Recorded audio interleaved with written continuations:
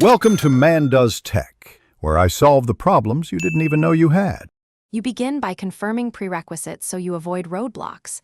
Have Android Studio updated, SDK 31+, and enable Android X.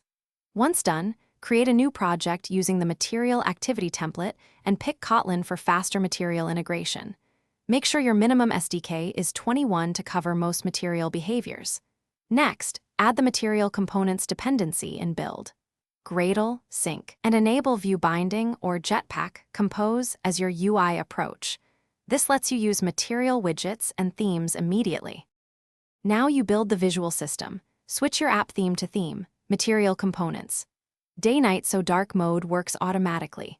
Then customize color primary, color secondary, typography, and shape appearance in themes.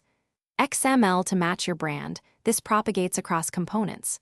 Replace legacy widgets with material counterparts like material button, material card view, and text input layout to get ripple, elevation, and accessibility behavior out of the box.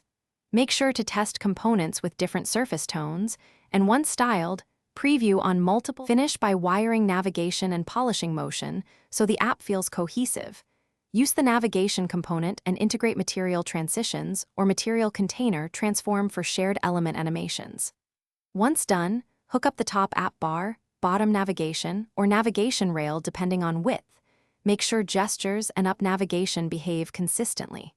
Finally, test on real devices, run Layout Inspector, and validate accessibility. If animations stutter or styles fail, check theme inheritance and dependency versions first. Mismatched material library versions are the most common fix. Thanks for watching. If you found this helpful, don't forget to like and subscribe.